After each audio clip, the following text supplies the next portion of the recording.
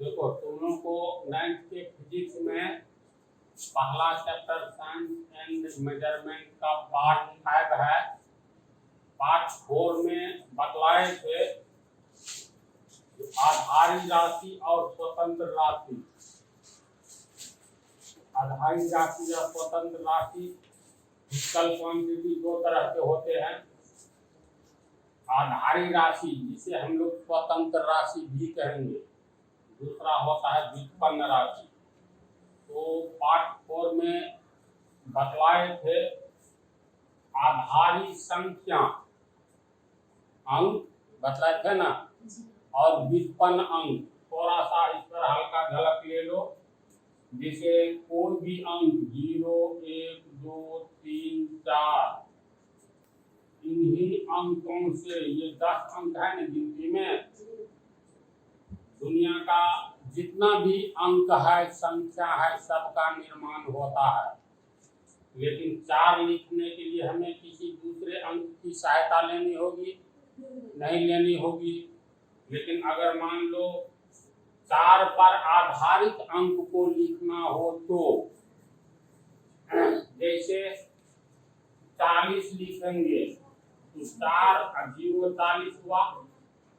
तो इसमें हमको किसका सहारा लेना पड़ा? 4 और 0 का, 4 का और 0 का, यानी 40 की उत्पत्ति हुई है। ये व्युत्पन्न का अर्थ होता है जिसकी उत्पत्ति हो।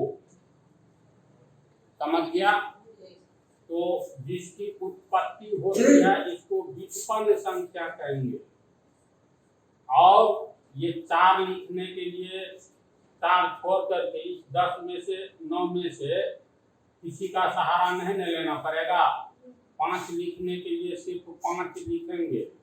5 लिखने के लिए 0 से 4 तक और 6 से 9 तक किसी अंक का सहारा नहीं लेना होगा।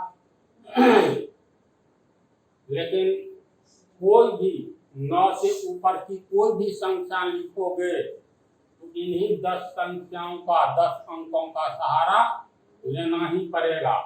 ये स्वतंत्र है, जिसको लिखने के लिए स्वतंत्र अंक इसको कहेंगे, आधारी अंक कहेंगे। ये आधार बनता है, आधार से बना आधारी। आधार किसका बनता है? तो 10 से 9 से ऊपर की संख्याओं का। वो कहेगा 1134 लिखो, 1134 ऐसे लिखेंगे। देखो तो स्वतंत्र है एक, इसको लिखने के लिए दूसरे का सहारा नहीं लेना पड़ा। फिर 3 को लिखने के लिए सिर्फ 3 लिखेंगे तो अन्य अंकों का सहारा नहीं लेना पड़ा। लेकिन 1134 लिखने के लिए 1 का सहारा 2 बार और 3, 4 का सहारा 1 बार हेल्प लेना पड़ा ना। तो 1134 को हम लोग व्युत्पन्न अंक कहेंगे। इसकी उत्पत्ति हुई है, जन्म हुआ है किससे? तो ये आधारी या स्वतंत्र अंक से इसका जन्म हुआ है। तो इसी पर आधारित है ये दोनों। आधारी राशि उन राशियों को कहते हैं जो स्वतंत्र होते हैं। समझा? जैसे आधारी अंक उन अंकों को कहते हैं जो स्वतंत्र होता है, जिसको लिखने के लिए किसी दूसरे अंक की सहायता नहीं लेना पड़ता है। उसी तरह आधारी राशि स्वतंत्र राशि होती है, जिसको लिखने के लिए किसी अन्य राशि की आवश्यकता नहीं होती है। तो इसका हम परिभाषा लिखने जा रहे हैं। चलो देखो इधर इसका डेफिनेशन। वे भौतिक राशियां जो स्वतंत्र होती हैं, अर्थात जिस राशि को व्यक्त करने के लिए यानी लिखने के लिए किसी अन्य राशि की आवश्यकता नहीं होती है, आधारी राशि कहलाती है। Those physical quantity which are independent यानी स्वतंत्र होती है, that is which don't require any other quantity to express it are called basic quantity। अब इसको उदाहरण से समझो। एग्जाम्पल में जैसे तुम लोग याद रखना एल एम टी, एल से हो गया लेंथ यानी लंबाई, एम से हो गया मास यानी द्रव्यमान, बी से हो गया टाइम यानी समय। अब कहोगे ये स्वतंत्र है, तो कैसे समझोगे ये स्वतंत्र राशि है, आधारी राशि है? इसका बोलो बोलो। ऐसे क्षेत्रफल का लिखने के लिए व्यक्त करने के लिए लंबाई इसको हम मिटा रहे हैं, परिभाषा तो दिमाग में आ गया होगा ना जी। जिस राशि को लिखने के लिए किसी अन्य राशि की आवश्यकता नहीं होती है, जैसे स्वतंत्र अंक बोले, आधारी अंक, इसको 0 से लेकर के 9 तक, इसको लिखने के लिए दूसरे अंक की आवश्यकता नहीं होती है। लेकिन व्युत्पन्न अंक, डिराइव्ड अंक को लिखने के लिए 0 से लेकर के 9 तक की आवश्यकता होती है। इसको जैसे एक उदाहरण देते हैं, क्षेत्रफल एरिया ये बराबर होता है लंबाई गुने चौड़ाई, होता है ना जी। तो अब लंबाई जो है ये देख लो आधारी राशि है, इसका उदाहरण ये नहीं है, ये व्युत्पन्न राशि का है। अगर हम लोग सिर्फ बोले इस मार्कर की लंबाई कितना है, तो मान करके चलो कुछ सेंटीमीटर या कुछ इंच होगा, तो कह सकते हैं 10 सेंटीमीटर है। जैसे एक सरल रेखा है AB, AB सरल रेखा में सिर्फ लंबाई है ना, तो इसको हम लोग मापेंगे, मान लो 8 सेंटीमीटर व 8 cm। फिर एक आयताकार मैदान लो, ABCD एक आयताकार मैदान लिए, इस मैदान का क्षेत्रफल मान करके चलते हैं ये 5 cm है, ये 4 cm है। तो इसमें कितना जगह है यानी इसका क्षेत्रफल कितना है ये निकालना है। इसका क्षेत्रफल कितना हो जाएगा, तो क्षेत्रफल बराबर लंबाई गुने चौड़ाई, तो लंबाई हो गया 5 सेंटीमीटर, 5 cm, चौड़ाई हो गया 4 cm। इसको गुना करेंगे तो 5 चौका 20, cm को गुना करेंगे तो cm स्क्वायर।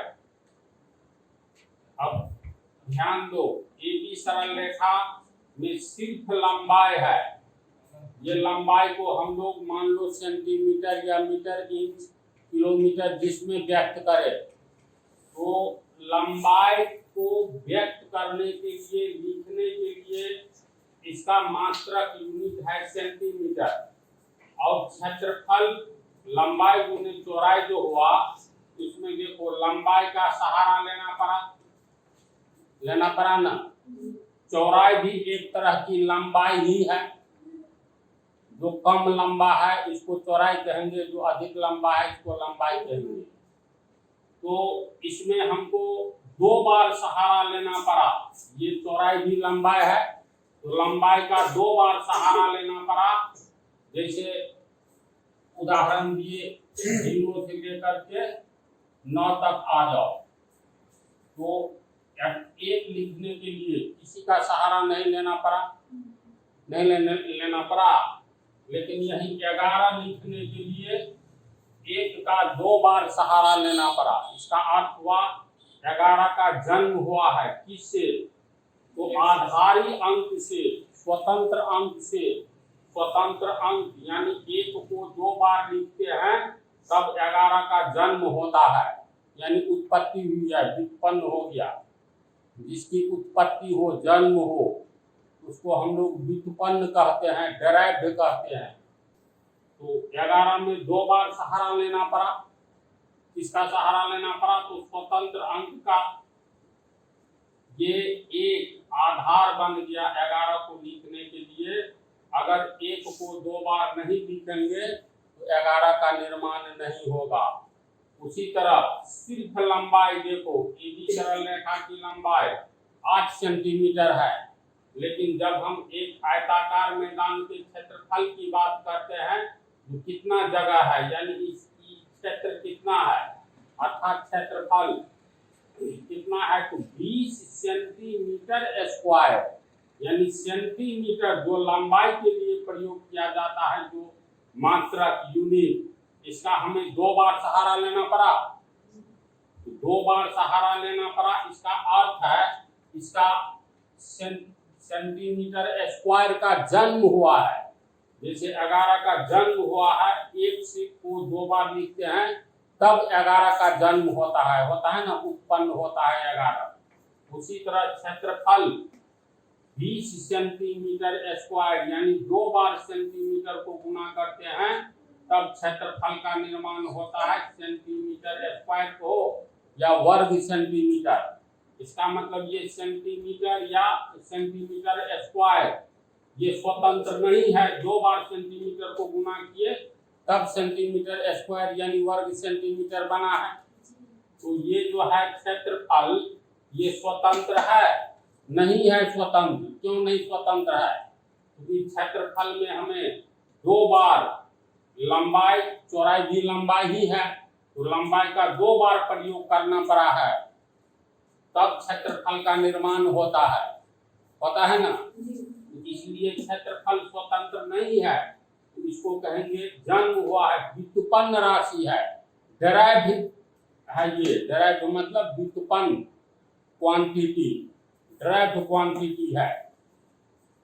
लेकिन सिर्फ लंबाई, एक बार लंबाई के लिए सेंटीमीटर का प्रयोग किए, सेंटीमीटर का एक बार प्रयोग किए, लेकिन यहाँ 2 बार प्रयोग हो गया है, जिससे जन्म होता है सेंटीमीटर स्क्वायर का। समझ रहा है?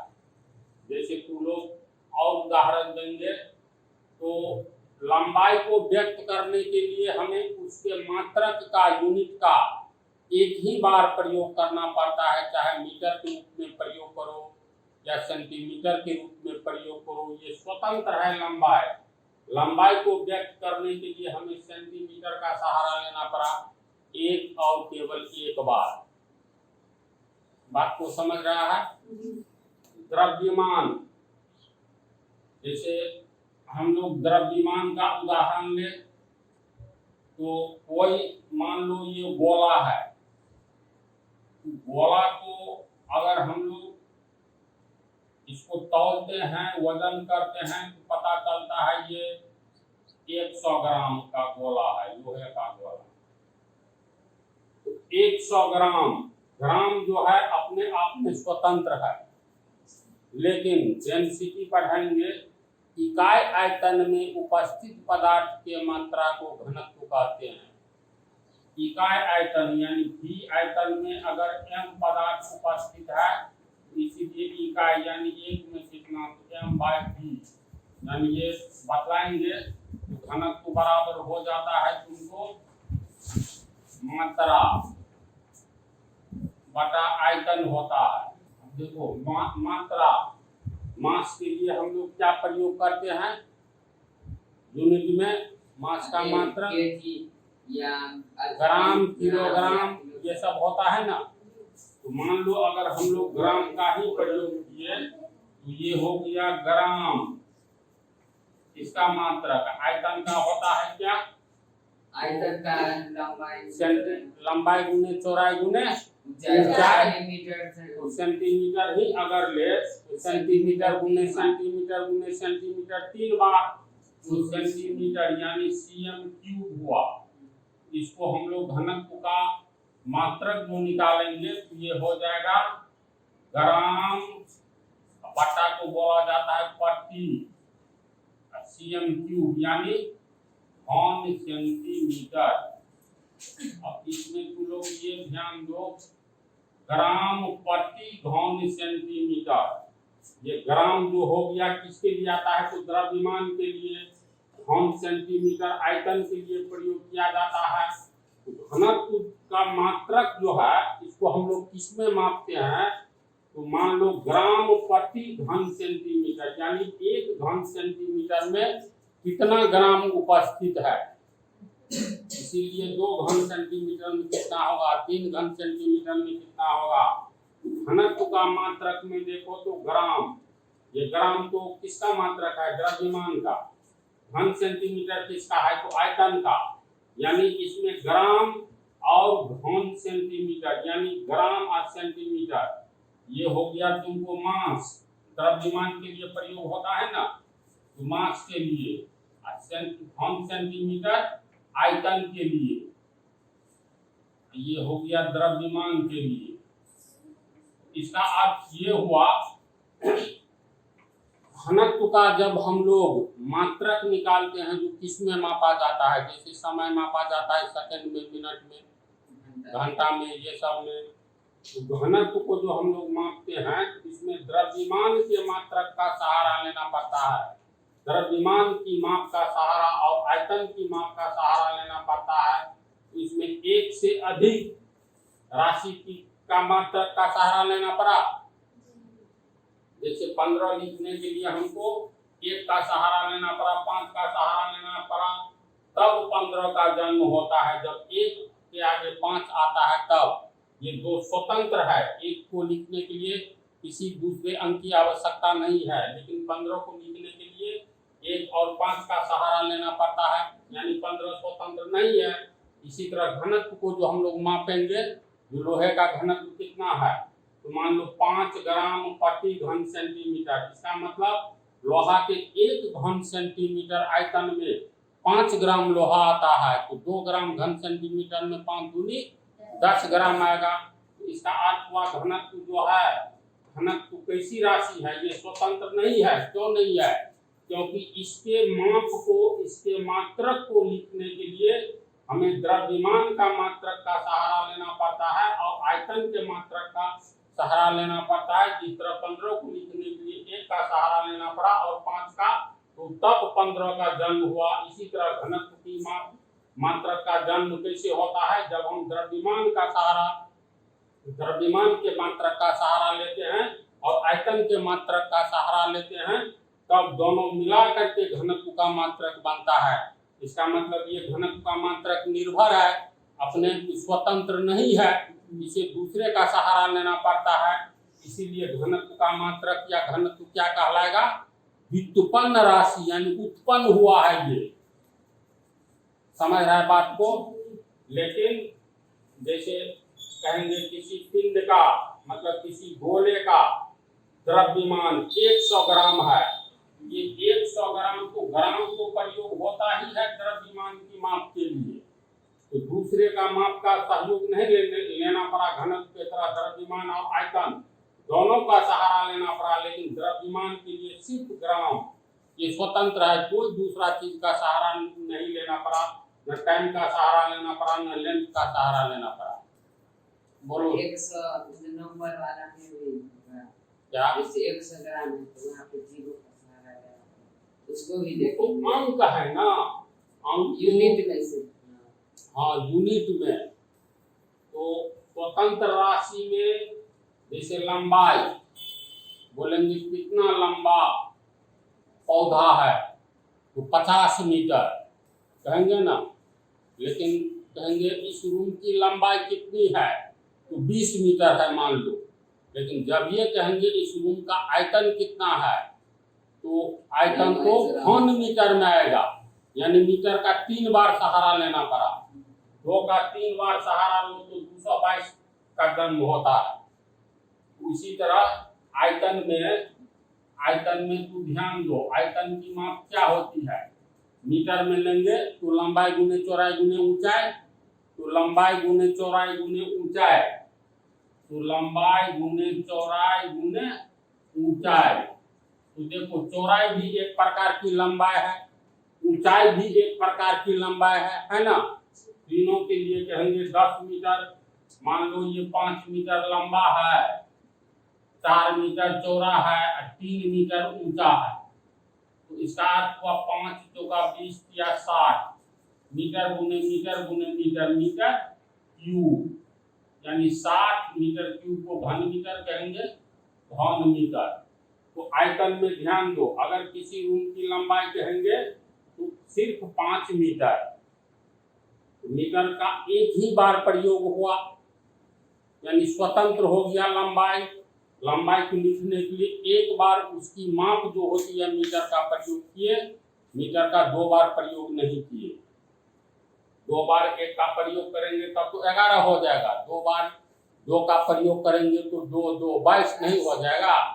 उसी तरह लंबाई स्वतंत्र है, मीटर में लिखा जाता है, लेकिन आयतन के बारे में कहोगे तो ये घन मीटर यानी लंबाई गुने चौड़ाई गुने ऊंचाई, तो ये 60 मीटर क्यूब, ये मीटर को 3 बार हम लोग प्रयोग किए तब आयतन की माप मिला। यानी आयतन की माप यानी मात्रक जो है ये स्वतंत्र नहीं है।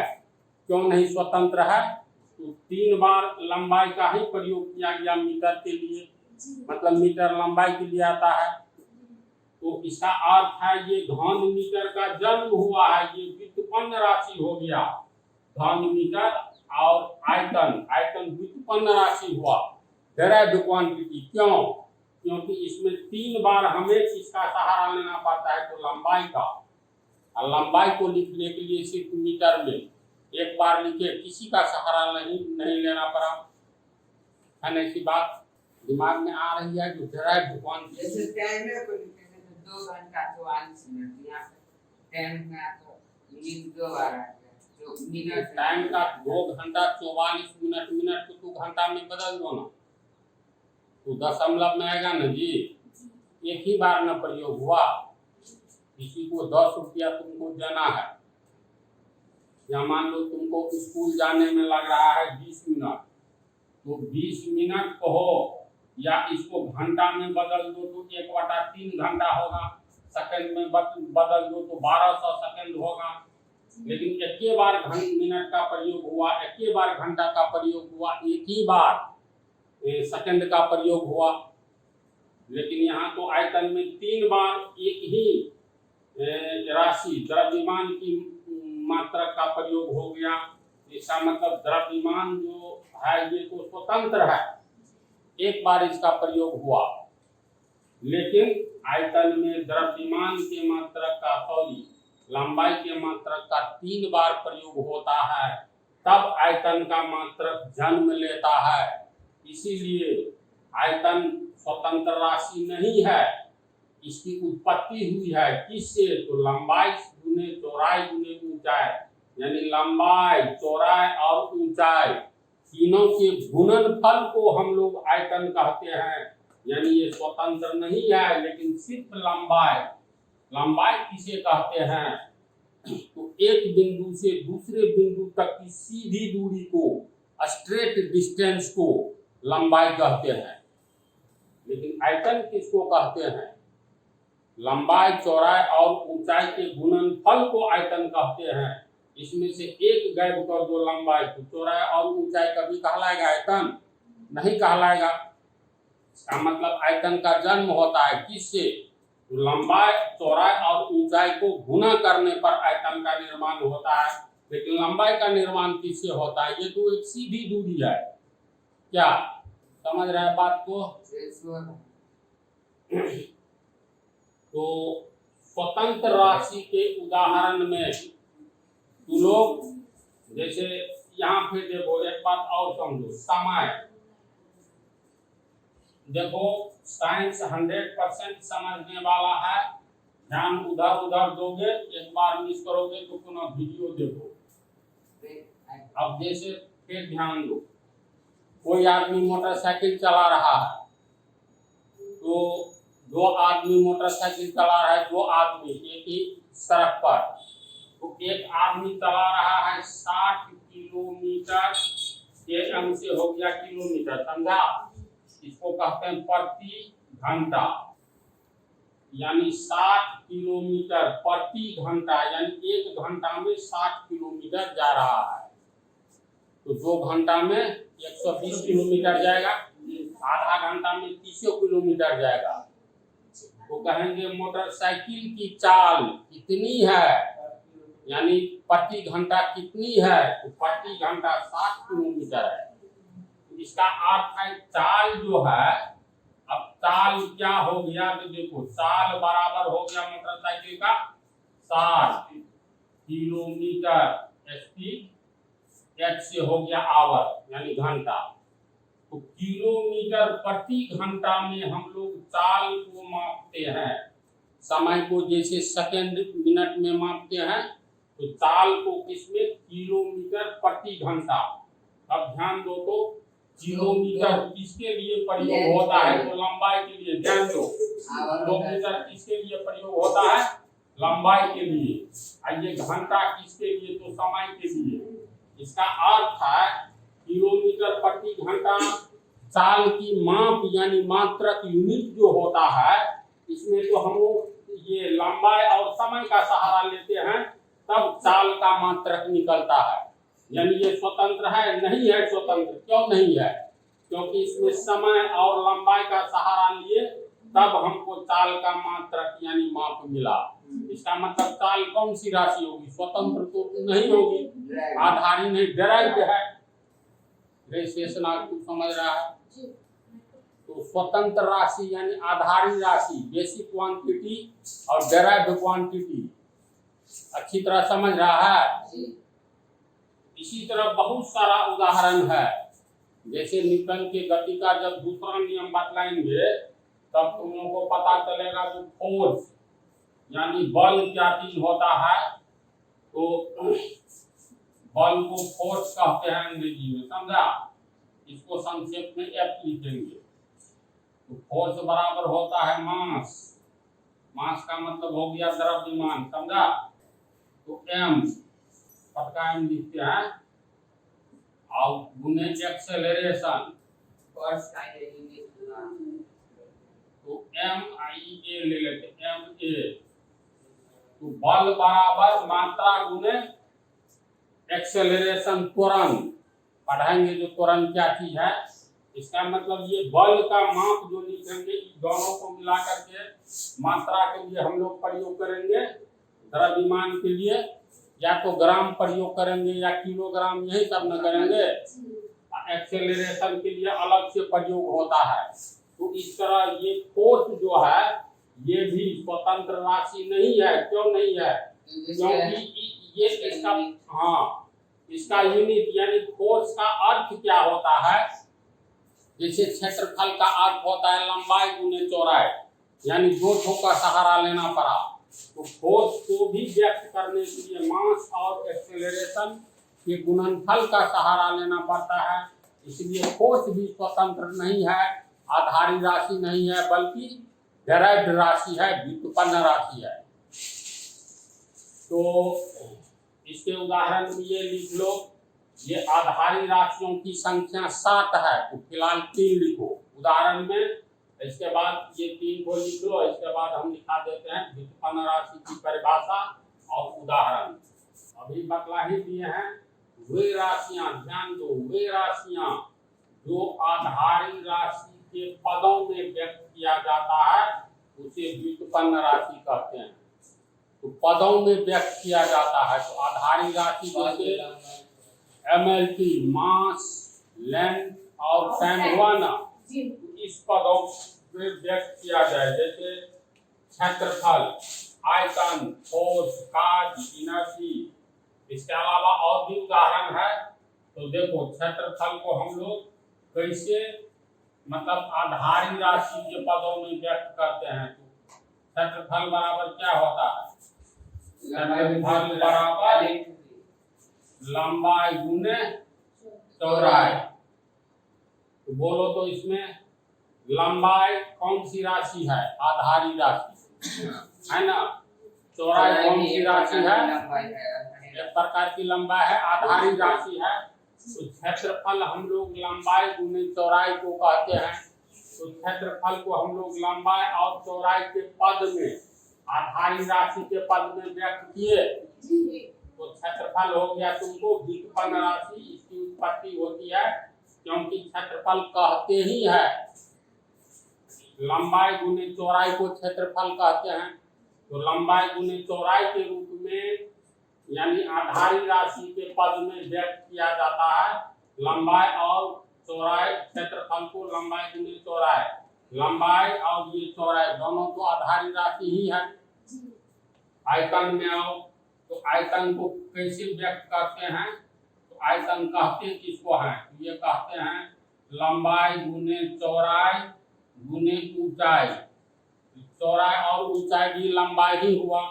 तो आयतन को हम लोग किसके पद में व्यक्त करते हैं? वे राशियां, यानी आयतन कैसी राशि है जो आधारी राशि के पदों में व्यक्त किया जाता है। लंबाई आधारी राशि है, बेसिक क्वांटिटी। चौड़ाई एक प्रकार की लंबाई है, बेसिक क्वांटिटी। तो ऐसी राशि जिसको हम लोग किसमें व्यक्त करें? आधारी राशि के पद में व्यक्त करें। ऊर्जा, इसके बाद है बल। तो देखो बल बराबर होता है फोर्स इक्वल टू एक्सीलरेशन मात्रा गुने त्वरण, यानी मास इनटू एक्सेलरेशन। तो मास ये हो गया तुमको आधारी राशि। त्वरण को फिर तोड़ेंगे, ये भी हो जाता है आधारी राशि। त्वरण फिर टूटेगा। तो फिलहाल ये चैप्टर आ रहा है तो जानोगे। कार्य, कार्य बराबर भी होता है तुमको Fs, यानी बल गुने विस्थापन। विस्थापन स्ट्रेट सीधी दूरी को, लंबवत दूरी को कहते हैं। फिलहाल इतना याद रखो। तो बल, इसको भी तोड़ा जाता है। बल बराबर ma, यानी इसकी भी उत्पत्ति हुई है। ये सब को आधारी राशि में व्यक्त किया जाता है, आधारी राशि के पदों में व्यक्त किया जाता है इन सबको। इसलिए इन सब की उत्पत्ति हुई है, इसलिए व्युत्पन्न राशि यानी डेराइव्ड क्वांटिटी कहते हैं। तो मेरे विचार से तुम लोगों को फिजिकल क्वांटिटी दो प्रकार के होते हैं, इस पर पूरा कंसेप्ट आ गया होगा। तो नेक्स्ट चैप्टर में अगला टॉपिक।